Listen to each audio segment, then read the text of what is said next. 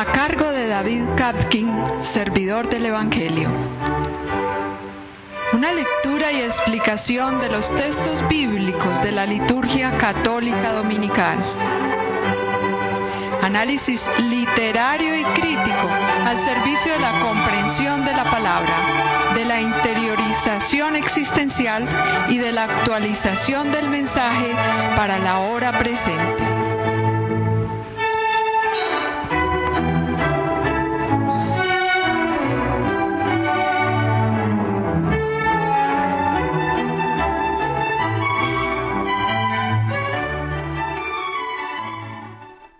Un saludo muy especial para todos los que escuchan la emisora acá en la ciudad de Medellín y para todos los que nos siguen por la red. Espero que hayan comenzado muy bien este año nuevo. Ya llevamos varios días en el mes de enero. Casi que estamos llegando casi a promediar el mes de enero. Eso significa que el año empezó a toda velocidad y con la misma velocidad con que empieza, con la misma velocidad acaba. Hemos terminado el ciclo de Navidad, la primera parte del año litúrgico. Celebramos los 4 domingos del Adviento, la fiesta de la Navidad, luego la octava de la Navidad con la solemnidad de la Madre de Dios, Santa María Madre de Dios, y luego la fiesta de la Epifanía. Siempre antes la celebrábamos el 6 de enero, cayera el día que cayera, pero en Colombia, después de la última reforma del calendario, la celebramos el domingo que va entre el 2 de enero y el 8 de enero. Siempre en ese domingo celebramos pues la fiesta de la Epifanía, no siempre el 6. Y de esa manera estamos celebrando la semana después de la Epifanía como un breve espacio, digámoslo así, como un apéndice al tiempo de Navidad y de Epifanía. 8 días. Si ustedes han estado en la liturgia de la Eucaristía estos días o han seguido el oficio divino, el salterio, se habrán podido dar cuenta de que esta semana, pues, el motivo de la Epifanía del Señor, su manifestación, es el motivo predominante en la liturgia. Al terminar esta semana, llega el tiempo ordinario. El primer domingo del tiempo ordinario es este domingo que vamos a celebrar. Entonces, este domingo es la fiesta del bautismo del Señor, una fiesta del Señor que ocupa el lugar del primer domingo del tiempo ordinario.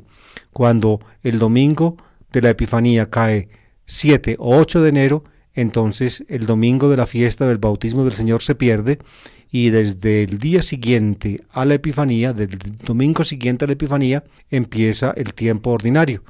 Un poco complicado lo que les acabo de explicar, pero los que conocen un poco las reglas litúrgicas de la Iglesia lo han podido entender. Este domingo pues es la fiesta del bautismo del Señor y corresponde al primer domingo del tiempo ordinario. Muchas veces he explicado que el tiempo ordinario en la Iglesia tiene 2 secciones. La primera va desde después de la fiesta de la Epifanía hasta el comienzo de la Cuaresma, el miércoles de ceniza, y la segunda va desde después de la fiesta de Pentecostés hasta el sábado anterior al primer domingo de Adviento. Hemos terminado el ciclo de Navidad con el Adviento, la Navidad y la Epifanía. Por tanto, entonces comenzamos ahora la primera parte del tiempo ordinario con la fiesta del bautismo del Señor. Nació rápidamente Jesús. Imagínense que hace una semana estábamos en la Epifanía y meditamos la preciosa imagen de la Virgen con el niño, o el niño con su madre más bien, y los 3 magos, como solemos decir nosotros, reyes y todo, vienen en nombre de los pueblos de la tierra a rendirle homenaje, a reconocer como rey propio al rey de los judíos. Y de ahí saltamos al bautismo del Señor. Ustedes ven que es un salto de muchos años. San Lucas dice al comienzo de su narración de la vida pública de Jesús, antes de su bautismo, dice que Jesús tenía como 30 años cuando comenzó a actuar, como 30 años. Esa es la expresión que emplea el evangelista Lucas.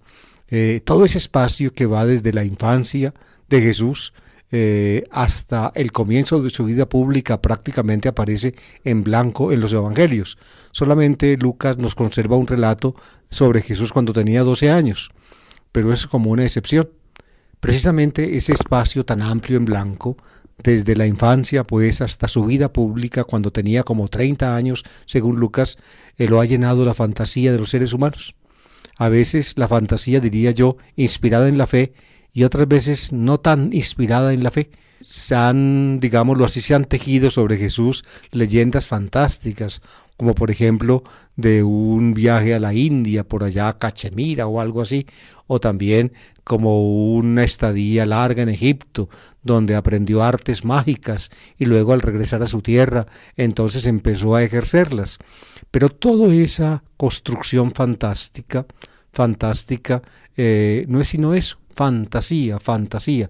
Ya en los mismos relatos de la infancia, como lo muestra la misma palabra epifanía, fan en griego, es el verbo aparecer, de ahí viene también fantasía. Fíjense que detrás de la palabra epifanía y fantasía se esconde la misma raíz, fan,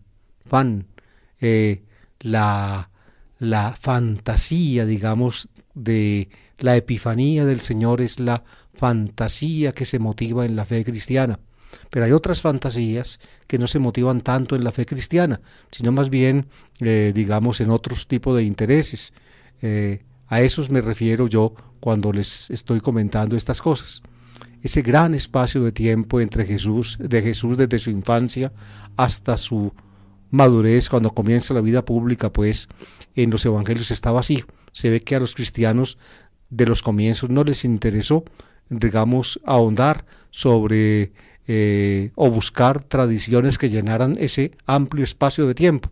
Simplemente algunos, como Lucas y Mateo, contaron algo de la infancia, de los primeros hechos, y luego, ahí sí, todos contaron desde que empezó la actividad pública de Jesús, entremezclada con la de Juan el Bautista. Precisamente en esta fiesta del bautismo de Jesús vamos a ver cercanos a Jesús y a Juan Bautista. Recuerden que en el tiempo del Adviento los relatos evangélicos en los 2 primeros domingos del Adviento también mostraban la relación de Jesús con Juan. En esta fiesta del bautismo de Jesús, como trata o como tiene como objeto un hecho del cual Juan fue protagonista, entonces naturalmente la figura de Juan Bautista va a sobresalir.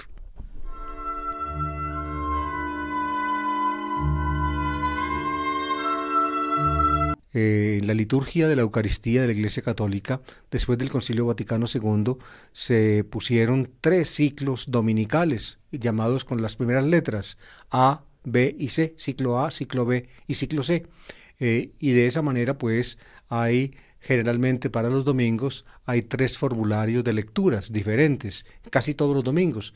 No así, por ejemplo, para la Epifanía del Señor, donde el formulario de lectura es igual en los 3 ciclos. El domingo pasado, día de la Epifanía, pues leímos las mismas lecturas que se habían comentado en los años anteriores. Para la Epifanía las lecturas no cambian. En cambio, para la fiesta del bautismo de Jesús sí cambian. No la primera y segunda lectura, pero sí el Evangelio. La primera lectura está tomada del libro del profeta Isaías en el capítulo 42. La segunda lectura es de los Hechos de los Apóstoles y, como les dije, el Evangelio está tomado sobre el bautismo de Jesús.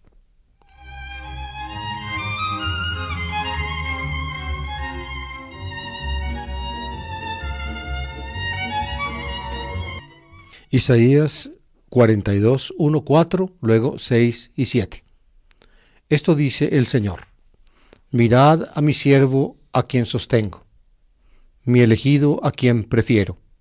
Sobre él he puesto mi espíritu, para que traiga el derecho a las naciones. No gritará, no clamará, no voceará por las calles.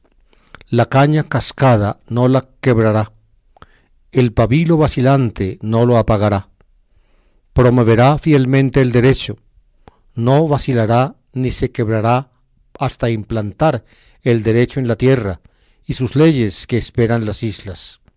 Yo, el Señor, te he formado con justicia, te he tomado de la mano, te he formado y te he hecho alianza de un pueblo, luz de las naciones, para que abras los ojos a los ciegos, saques a los cautivos de la prisión y de la mazmorra a los que habitan en las tinieblas.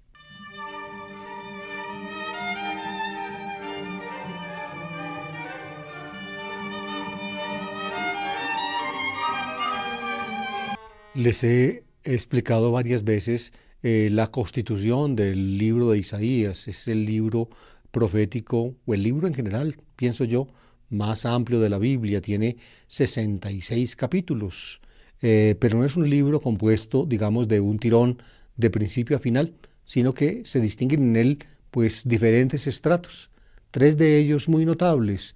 El estrato más antiguo va del capítulo 1 a 39 y ahí están, digamos, guardados los ecos de la profecía o de las palabras del Isaías histórico, es decir, de un profeta que se llamó Isaías y que vivió en Jerusalén en la segunda parte del siglo octavo antes de Cristo. Luego un segundo bloque que está en Isaías 40 a 55, que recopila la palabra de un profeta anónimo que existió en la época del exilio, siglo VI antes de Cristo.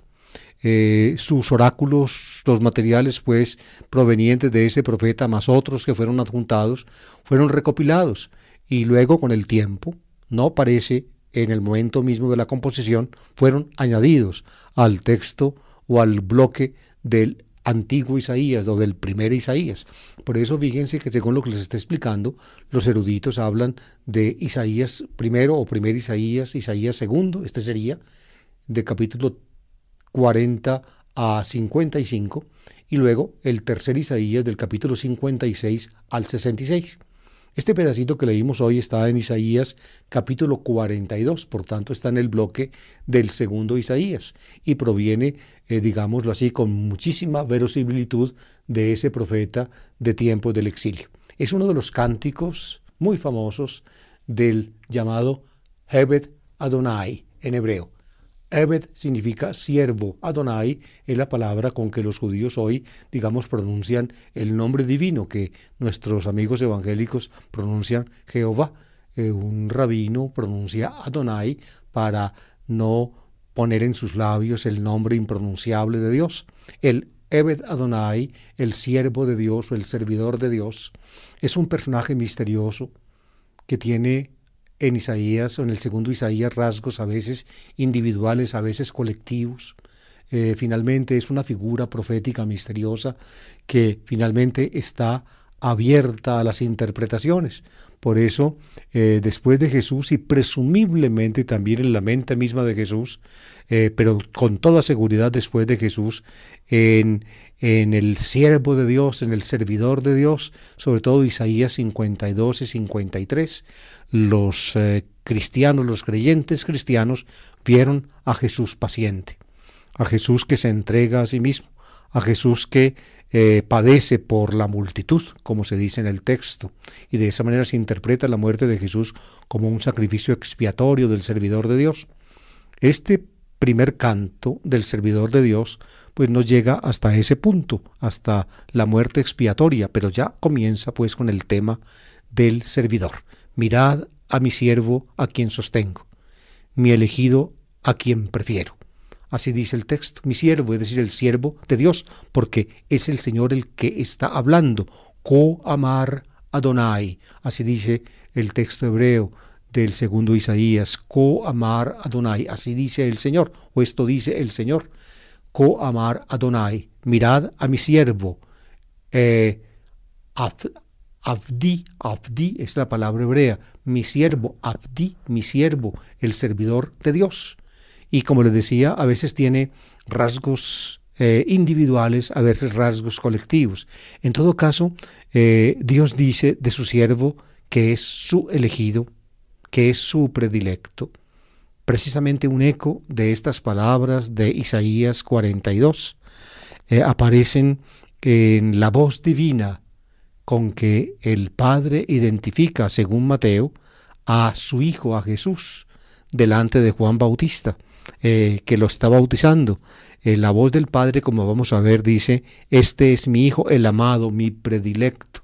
Hay una alusión clara al texto o este poema del canto del siervo de Dios del profeta Isaías. Es por tanto alguien en el cual Dios pone toda su preferencia, en el cual Dios pone todo su cariño, en el cual Dios pone todo su amor. La palabra griega que que aparece en los textos evangélicos, tanto en Marcos como en Mateo, es mi hijo, el amado, jo egapimenos, el amado. Este es mi hijo, el amado, jo egapimenos, el amado, el que ama a Dios.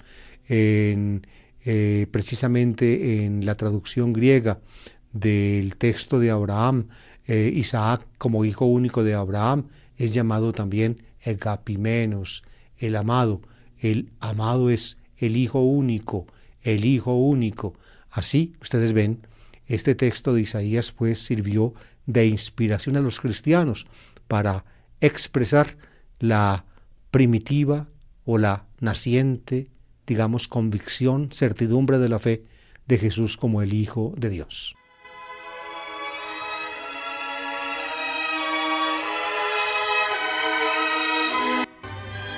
Temas que se repiten en el libro de Isaías ya aparecen en este texto del segundo Isaías. Sobre él he puesto mi espíritu, dice el texto, dice el Señor acerca de su siervo, su elegido, su amado. He puesto mi espíritu. Este tema aparece también en el tercer Isaías y Jesús lo aplica a sí mismo, según Lucas, en el comienzo de su actividad en la sinagoga de Nazaret, cuando toma el texto del que nosotros llamamos tercer Isaías y lo lee y se lo aplica a sí mismo. He puesto mi espíritu sobre él, sobre mí está el espíritu del Señor, porque él me ha ungido. Él es por tanto el ungido de Dios con el espíritu. Y luego, en frases muy lindas dice, la caña cascada no la quebrará, el pabilo vacilante no lo apagará. La caña cascada, es decir, es la caña ya rajada, la que con un ligero golpe se parte en dos, pues bien, no la quebrará, y el pabilo vacilante no lo apagará. Es como cuando uno prende una velita y empieza a soplar el viento, uno ve como la llama de la velita empieza a moverse y a moverse. Cualquier soplo, digamos, de viento un poco más fuerte apaga la vela, pues el siervo no va a quebrar la caña cascada, ni va a apagar el pabilo vacilante.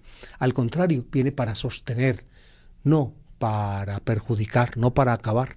La caña cascada no la quebrará, el pabilo vacilante no lo apagará. Luego también en el texto aparece el tema de la alianza, que del segundo Isaías es tomado por el Nuevo Testamento para aplicarlo a Jesús. Y al final, una frase muy linda, que luego se reitera también en el tercer Isaías, en la predicación de Jesús, es esta: para que abre los ojos de los ciegos, saques a los cautivos de la prisión y de la mazmorra a los que habitan en las tinieblas. Ese mismo tema se repite en el texto del tercer Isaías, que según Lucas, en la sinagoga de Nazaret, Jesús tomó en sus labios cuando leyó el libro de Isaías y luego sentado solemnemente afirmó: esta escritura se cumple. Esta escritura que acabáis de oír se cumple hoy. Simeron, hoy se cumple esta escritura que acabáis de oír. Es decir, Jesús es realmente el servidor de Dios.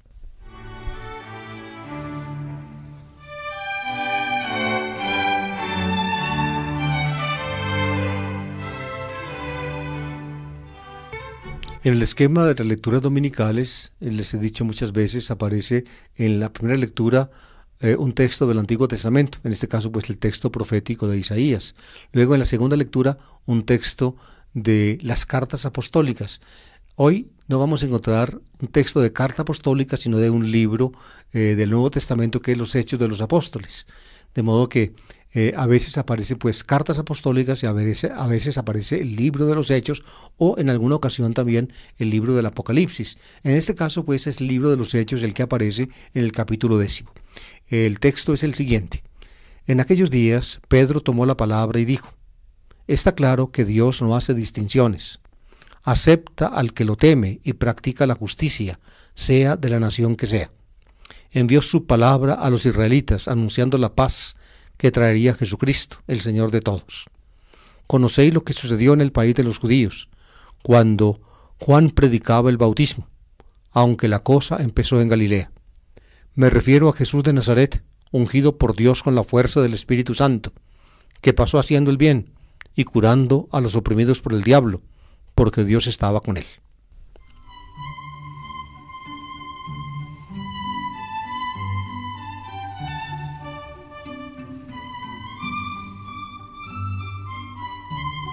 Este episodio, queridos oyentes, del Hechos de los Apóstoles, capítulo 10, es muy importante para la teología lucana por esta razón, porque según este texto, el que abre dentro del cristianismo naciente la puerta a la misión de los no judíos es ni más ni menos que Pedro.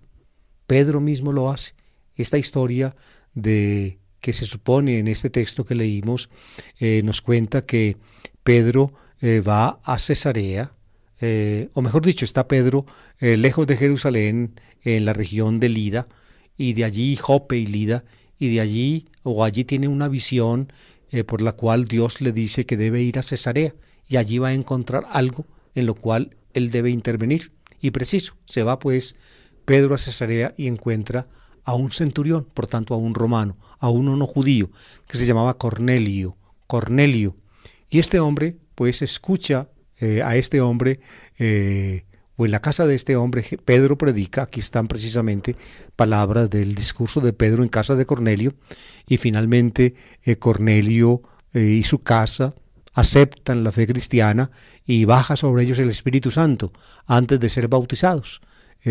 Y entonces Pedro, al ver que sobre un gentil, es decir, alguien que no era judío, que no estaba circunciso, bajó el Espíritu Santo, es decir, se pusieron a profetizar, se pusieron a hablar en lenguas, se llenaron del entusiasmo del Espíritu. Ese es el sentido del acontecimiento. Pedro encontró que esto era un signo de la aprobación divina y por eso mandó bautizarlos. Mandó, por tanto, Pedro bautizar a uno que no era judío y a la gente de su casa sin estar circuncidados. Esto para los de Jerusalén, a menos para algunos, fue realmente un escándalo. ¿Por qué? Porque para ellos ser cristiano implicaba primero ser judío. Tenía alguien que hacerse judío con la circuncisión y obligarse a los mandamientos de la Torá de Moisés, no solamente a los morales, sino también a los rituales, y de esa manera entrar en la fe. Aquí Pedro pues ahorró mucho camino, y antes de que Cornelio y los suyos se circuncidaran y se obligaran al cumplimiento de la ley de Moisés, simplemente al ver que el Espíritu Santo había bajado sobre ellos, los hizo bautizar. Estamos, queridos oyentes, en una problemática del cristianismo naciente que ya figuró al orden del día, o en el orden del día, en la primera década del cristianismo, en los años 30.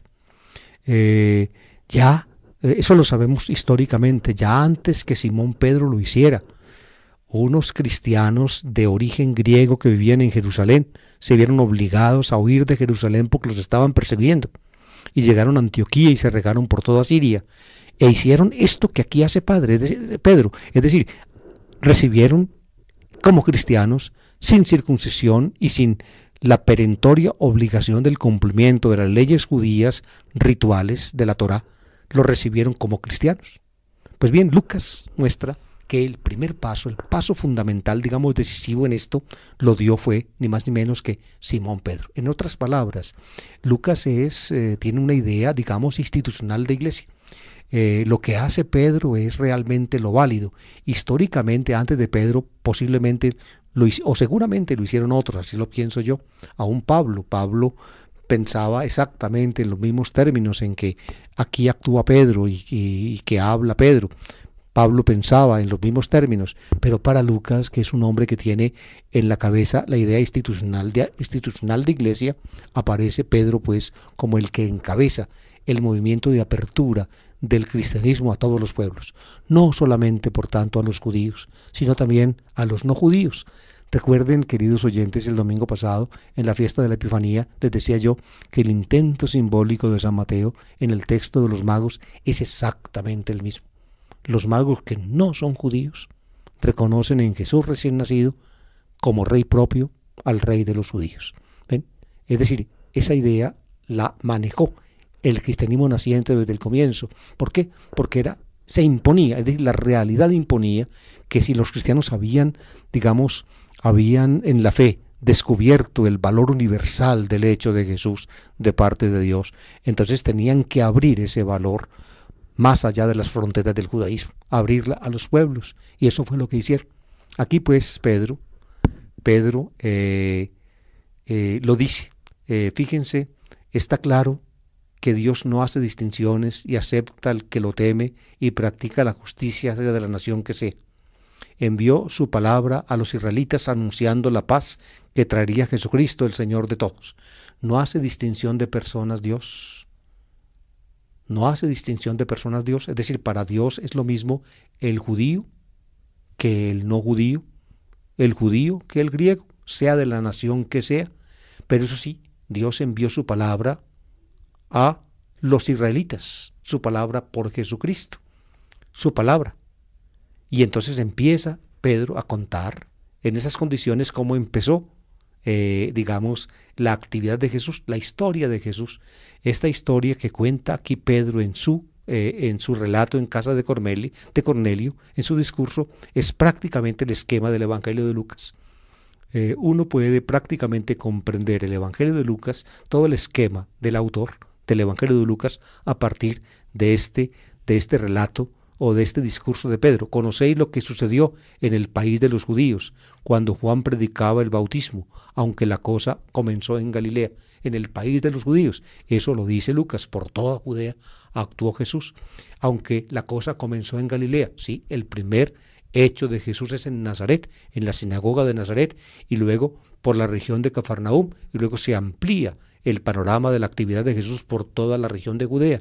Así lo dice Lucas. Y precisamente eso ocurrió en el marco del bautismo que predicaba Juan. Precisamente Jesús se arrimó a Juan, escuchó su predicación y fue bautizado por él.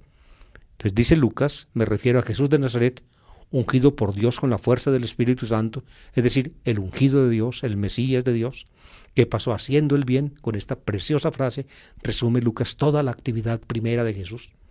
¿Ven? La que va desde Nazaret hasta que empieza, digamos, su gran marcha a Jerusalén, al encuentro con su éxodo, es decir, con su muerte, resurrección y ascensión.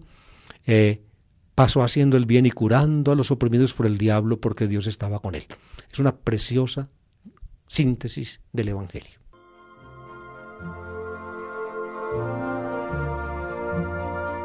Hemos llegado, pues, amables oyentes, al final del ciclo de Navidad, la primera parte del año litúrgico. Ya recorrimos todo el Adviento, celebramos la gran festividad de la Navidad y su octava, hasta la solemnidad de María, la Madre de Dios. Llegamos a la solemnidad de la Epifanía y luego una semana ulterior como prolongación de la Epifanía. Y este domingo, pues, como ya les indiqué, es la fiesta del bautismo de Jesús. Esta fiesta cae el domingo siguiente a la solemnidad de la Epifanía, cuando las condiciones del calendario no dan para que haya una semana después de la Epifanía. Entonces se celebra el lunes siguiente al domingo en que se celebra la Epifanía. En fin, seguramente cuando haya tocado o toque explicar el calendario completo de un año, seguramente les explicaré. Pero en todo caso, hemos pasado después de la solemnidad de la Epifanía, que fue el 3 de enero, hasta el domingo 10, que es este domingo. Ha pasado una semana, es prolongación de la Epifanía. Y al llegar este domingo, pues, comienza el tiempo ordinario. Al terminar la Epifanía comienza el tiempo ordinario. El tiempo ordinario tiene, en la liturgia eclesiástica, tiene, como les he dicho, dos etapas. La primera va desde después de la Epifanía hasta el comienzo de la Cuaresma, hasta el día anterior al miércoles de ceniza.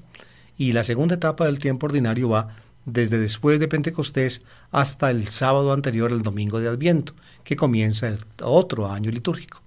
Hoy, pues, comienza con la fiesta del bautismo de Jesús el tiempo ordinario.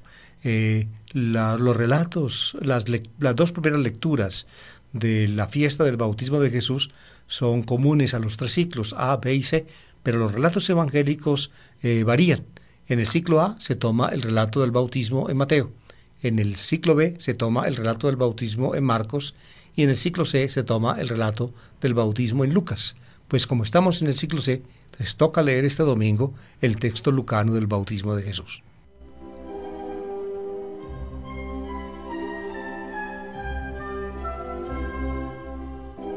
Marcos es el evangelio base para la composición de Mateo y también de Lucas.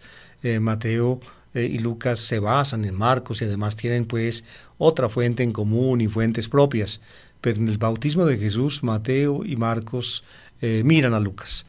Sin embargo varían, lo de Mateo y Lucas varían, lo de Marcos, pero naturalmente lo tienen a él como base, y probablemente también en la otra fuente que tenían en común, la llamada Q, Mateo y Lucas pudieron leer algo de la actividad de Juan Bautista y quizá, opinan algunos, también algún relato del bautismo de Jesús. En fin, pero eso apenas es eventual, no es una cosa aceptada por todos los críticos.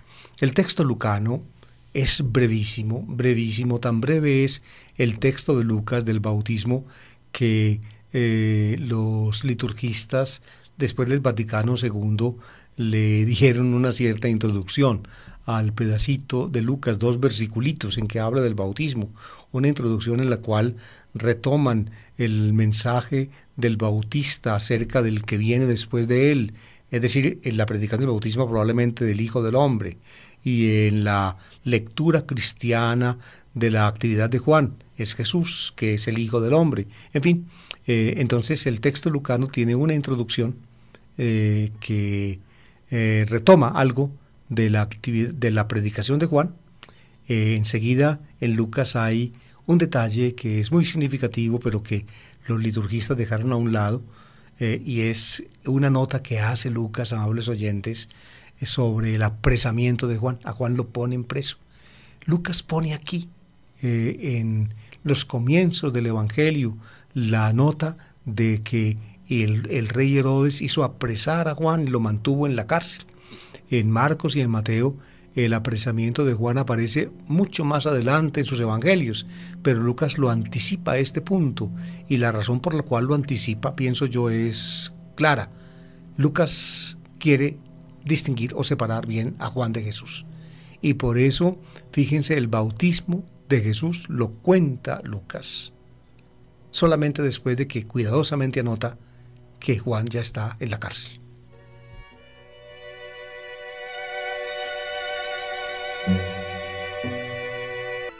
El texto lucano que toca leer es 3, 15, 16, que es un resumen o una partecita de Lucas donde cuenta la predicación de Juan, y luego 21, 22, que es ya la nota sobre el bautismo. En el texto fijado para este domingo, ustedes ven, se suprimen o se saltan los liturgistas los versículos 17 a 20, que es donde aparece un dicho de Juan, y luego también la nota de que Herodes había hecho meter a Juan en la cárcel. Eso lo suprimen los liturgistas para este domingo, de modo que solamente queda el resumen de la predicación de Juan y luego la nota del bautismo de Jesús. El texto dice así: en aquel tiempo el pueblo estaba en expectación y todos se preguntaban si no sería Juan el Mesías. Él tomó la palabra y dijo a todos: yo os bautizo con agua, pero viene el que puede más que yo, y no merezco desatarle la correa de las sandalias. Él los bautizará con Espíritu Santo y fuego. Fíjense, esa es la predicación de Juan, del que viene. Comparado con el que viene, Juan pues es poca cosa. Él bautiza con agua, pero el que viene bautizará con Espíritu Santo y fuego. Es decir, será el portador del juicio divino.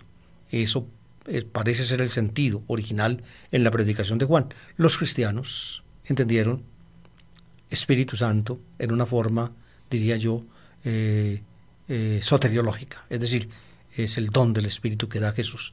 Así lo entendieron los cristianos.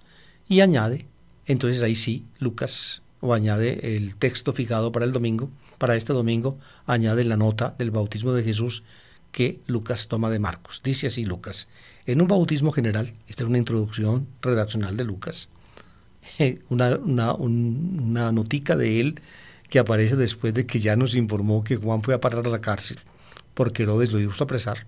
En un bautismo general, Jesús también se bautizó. Fíjense que eso es una cosa extraña en Lucas, de que aparezca que Jesús fue bautizado por Juan o que Jesús se bautizó, y lo cuente Lucas después de que ya puso a Juan en la cárcel. Todo eso es evidentemente debido a la teología lucana. Él quiere separar a Juan de Jesús. Juan es de antes, es del periodo de la ley y los profetas. Jesús es lo nuevo, eso quiere decir Lucas. También Jesús se bautizó. Y mientras oraba, otro detalle lucano, fíjense, en Marcos no está eso. Ahora les comento un poco mejor, pero leamos el texto. Y mientras oraba, se abrió el cielo, bajó el Espíritu Santo sobre él en forma de paloma, y vino una voz del cielo: tú eres mi Hijo, el amado, el predilecto.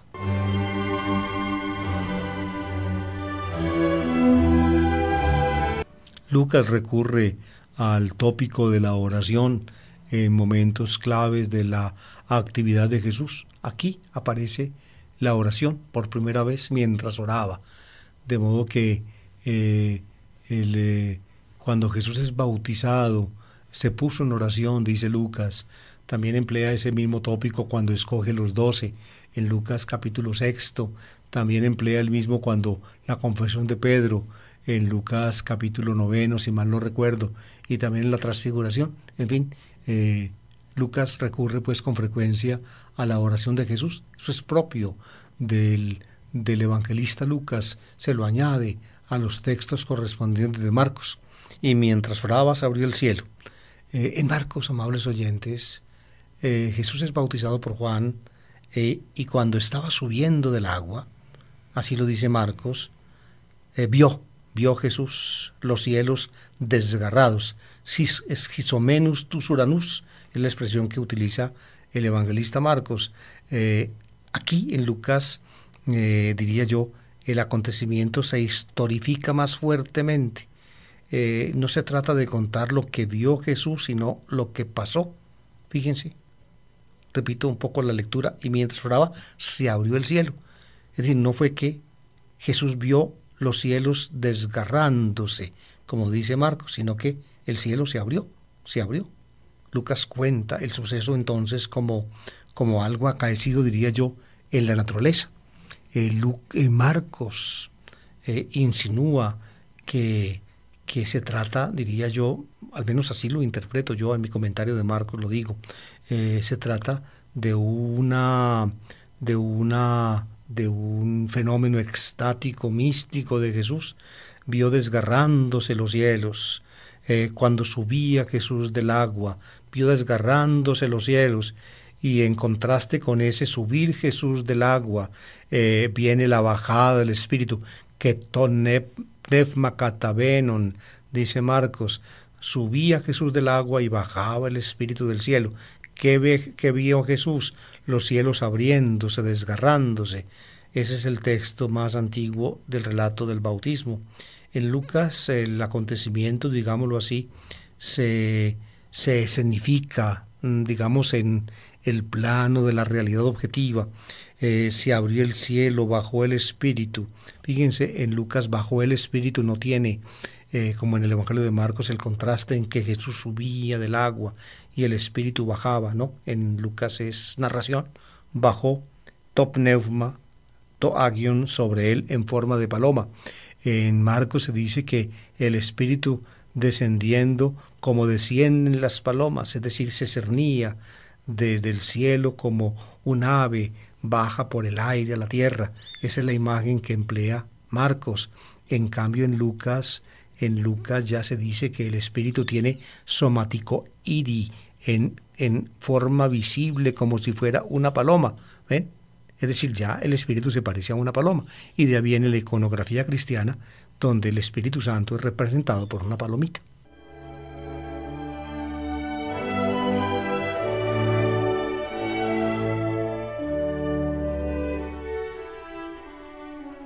El Espíritu es el poder y la fuerza de Dios. Está pues en Jesús. Dios se comunica a Jesús. Y por eso entonces, como se comunica a Él, entonces la voz del cielo que lo reconoce, lo identifica. Tú eres mi Hijo, el amado, el predilecto.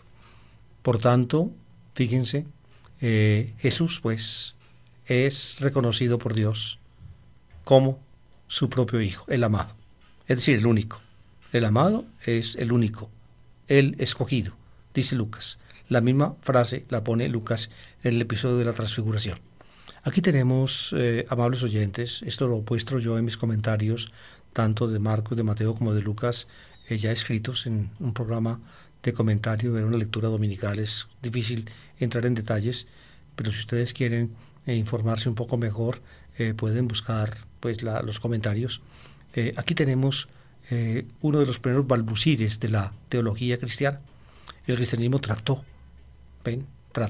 de meditar y de expresar la vinculación de Jesús con Dios. Jesús es el Hijo. Jesús es el Hijo. En el momento del bautismo, Dios revela a Jesús, así Marcos. En Mateo y Lucas revela a todos el carácter, digamos, de hijo de Jesús. Y de hijo, no de cualquier hijo, sino de hijo único, de hijo amado.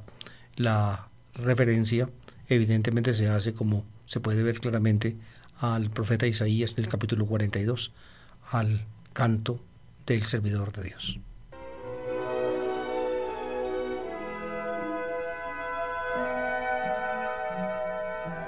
Como el Hijo amado del Padre, como el Hijo amado de Dios, va a comenzar pues Jesús, después de este episodio, su vida pública. Va a resistir la tentación. Va a llegar a Nazaret, de donde va a comenzar en la sinagoga la revelación, lleno del Espíritu Santo. Siempre estará Jesús lleno del Espíritu Santo. El Espíritu Santo será su patrimonio, porque es lo divino en él. El Espíritu Santo es lo divino en él, lo que lo une a él con el Padre y lo que une al Padre con él. Esa es la proyección de esta teología del Espíritu que aquí insinúa Lucas al comienzo de su narración. Por eso, fíjense, amables oyentes, con toda razón, la liturgia de la Iglesia Católica inaugura el tiempo ordinario con esta fiesta del bautismo de Jesús. Luego, en los domingos siguientes del tiempo ordinario, la Iglesia nos irá conduciendo de la mano a lo largo de la vida pública del Señor.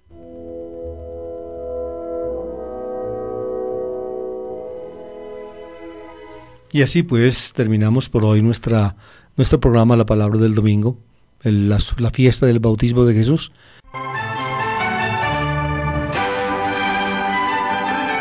La Palabra del Domingo.